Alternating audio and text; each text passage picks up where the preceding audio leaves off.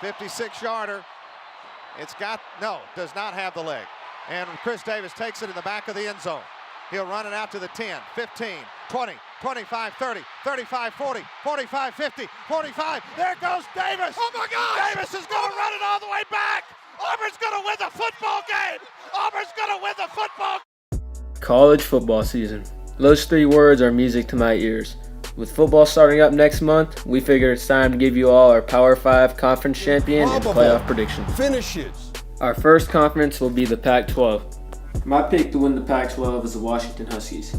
Losing John Ross stings, but every other important piece of the offense is back for another year. The secondary is a concern, but after contending last year and making the National College Football Playoff, look for these deep and experienced Huskies to win the Pac-12. USC will be the Pac-12 champions this year. The Trojans return one of the best quarterbacks in the country, and Sam Darnold, who tore up Penn State in the Rose Bowl last year. Darnold was named the starter last year after the Trojans started 1-2, including an embarrassing blowout to Alabama. But when the Trojans made the switch to Darnold, he led them to a 9-1 record, and it looked like a completely different team when Darnold was at the helm. USC returns their star running back in Ronald Jones, who rushed for 1,082 yards last year. USC loses 3 starters on the offensive line and their best receiver in Juju Smith-Schuster. But the receiver group will be good again this year, with 5th-year senior Steven Mitchell leading the receivers. The O-line will be led by another 5th-year senior, with center Nico Falla anchoring the Trojan front. If Darnold can do what he did last year, there should be no reason why the Trojans can't win the Pac-12 this year. USC consistently has the best recruiting classes in the conference, and now head coach Clay Helton has the Trojans utilizing all the talent and has them heading in a great direction. On the defensive side of the ball, they lose 4 defensive starters in cornerback Adoree Jackson, defensive tackle Stevie, linebacker Michael Hutching, and safety Leon McQuay. Not many losses, but all 4 of these players were key starters for the Trojans.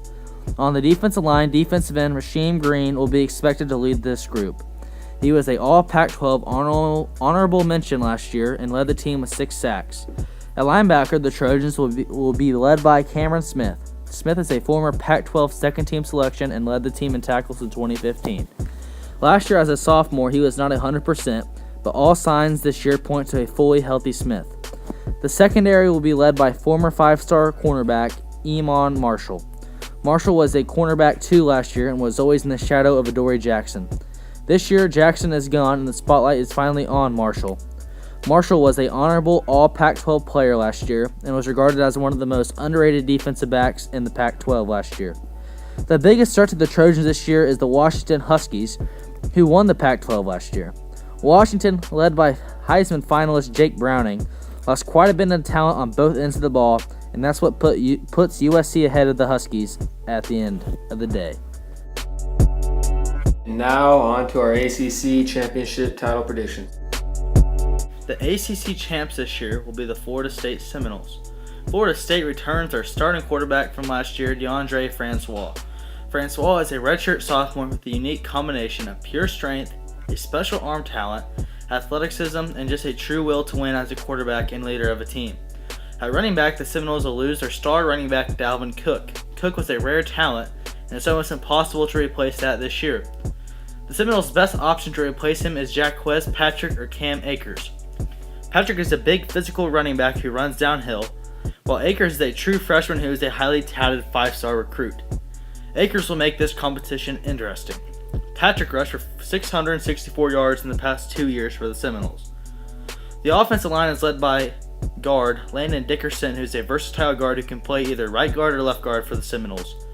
At receiver for the Seminoles this year, there's experience and depth everywhere, led by junior receiver Naquan Murray and junior Auden Tate. This group should be consistent over the season, and also helps that their quarterback is Francois.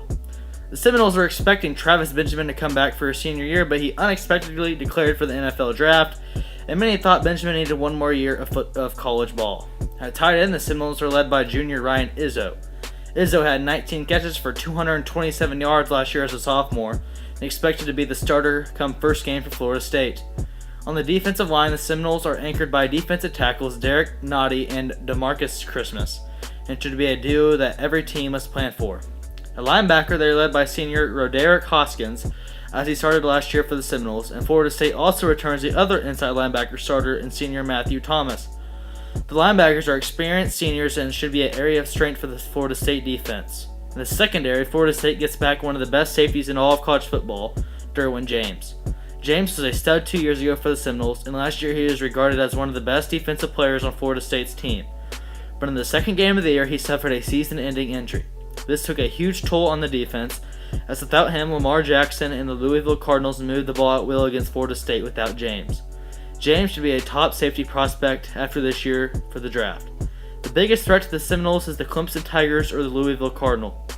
Clemson more likely will start a freshman quarterback this year, as they lost the heart and soul of their offense in Deshaun Watson and Wayne Gallman.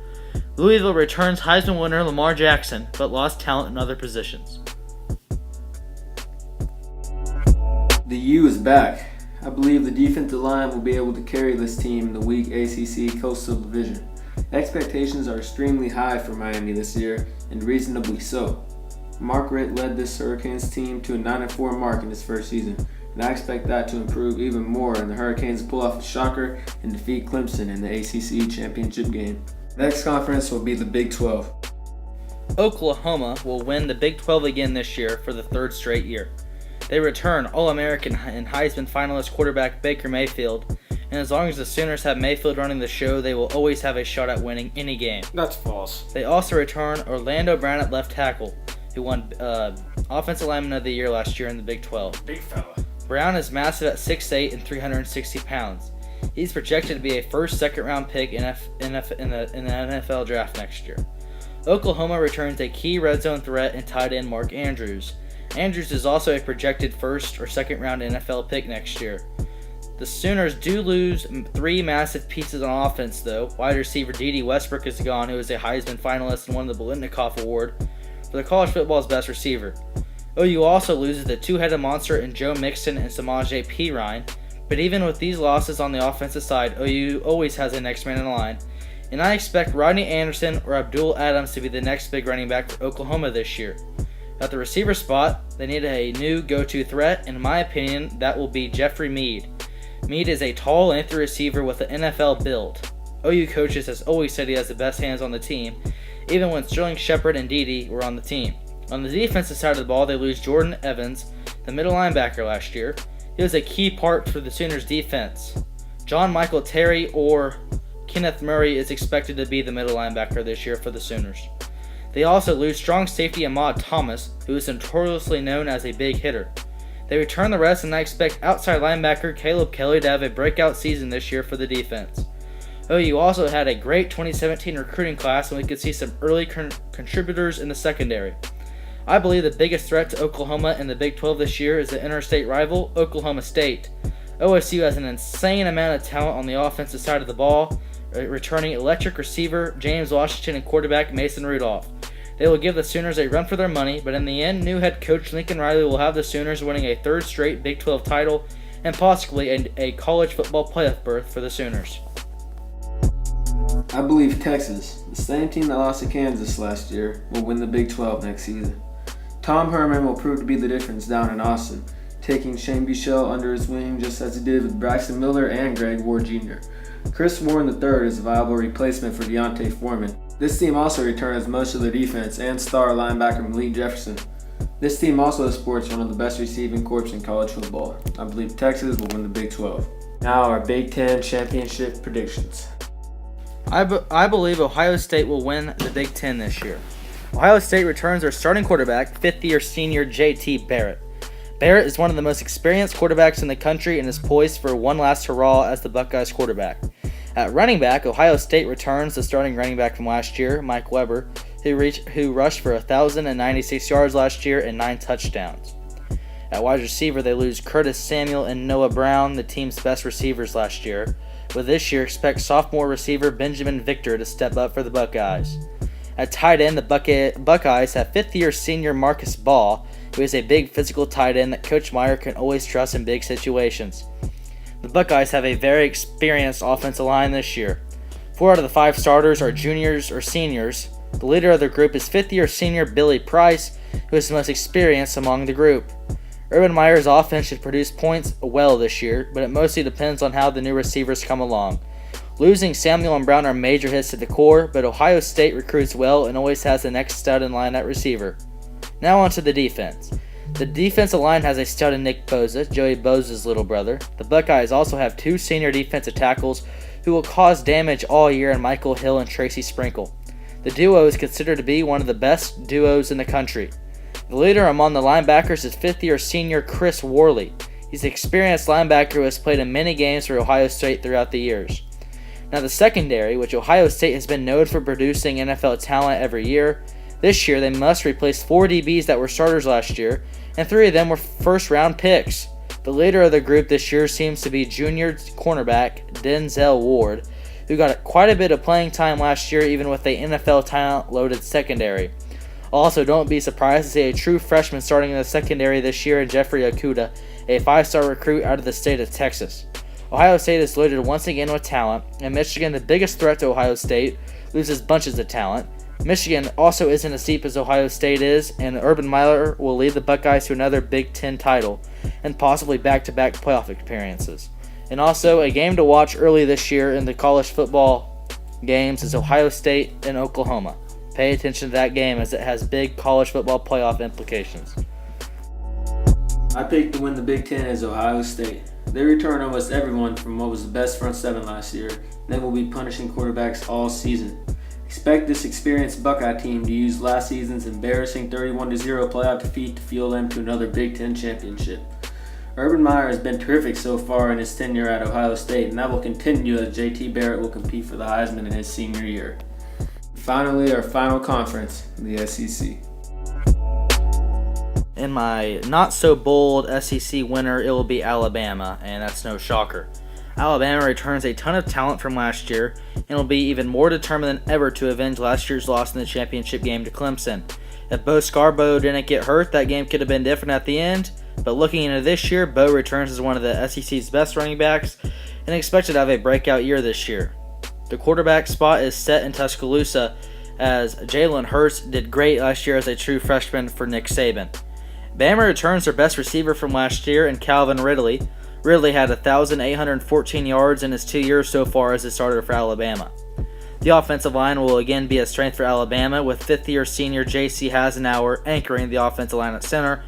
Bama will maul opponents up front this year. The Crimson Tide do lose their best deep threat / red zone threat in O.J. Howard, but expect sophomore Miller Forrestall to start there this year, who had experience as a freshman, having 5 catches for 73 yards last year. Now on the defensive side of the ball, Alabama will once again have one of the best defenses in all of college football. Last year, Alabama led almost every defensive category in the nation. They do lose a few key defensive linemen with Allen gone to the draft, who was the Tide's best defensive lineman last year. This year, the Alpha Dog is expected to be senior defensive tackle Josh Frazier, who took a major step last year as a junior and is now the clear leader of this unit. At the inside linebacker spot, Bama loses their leader of the whole defense in Reuben Foster. Now Alabama will be relying on 2 seniors in Sean Dion Hamilton and Rashad Evans to step up this year with Foster gone. At the outside linebacker spot, except redshirt junior Christian Miller to have a breakout year this year. He had 2 sacks last year and is considered one of the best pass rushers Alabama has. In the secondary, Mika Fitzpatrick will lead the unit this year as a key returning starter from last year's defense. When it's said and done, Nick Saban will lead a talented, disciplined team to another SEC title and probably a college football berth. The biggest threat to Bama's reign is LSU. LSU is the only team in the SEC that can match Bama's talent, but the difference is Alabama has a better coaching staff and more experience. But LSU will be looking for vengeance from last year's close loss to the Crimson Tide. What more is there even to say about Alabama? This team has dominated college football for several years now, and I don't see that changing in 2017. This team has 4 national championships since 2009 and is in the mix year in and year out. To be honest, I can't even stand Alabama. I would be rooting against them every single game next year, but I would be a fool to not pick them winning the SEC this season. And now, on to our 2017-2018 college football playoff predictions. Finally, what you've all been waiting for, my playoff predictions. I believe Alabama will take care of Texas fairly easily in the first semifinal. where Ohio State will beat Washington in a thriller. And I believe Ohio State and Urban Meyer will bring it back to Ohio State in Atlanta and beat Alabama in the national championship game. In the first game, I got Florida State beating Bama as Francois outduels Hurts. And I also have USC beating Oklahoma as Sam Darnold tears apart OU. And I have USC beating Florida State in a thriller as Darnold takes it home to Hollywood. Alright guys, that's it for the video. If you did enjoy, please leave a like and subscribe, and even leave a comment down low. Let me know if y'all disagree or agree with some of our opinions. I think my opinions y'all pretty much agree with for the most part. They're pretty spot on, but that's it. I'm out guys. Peace.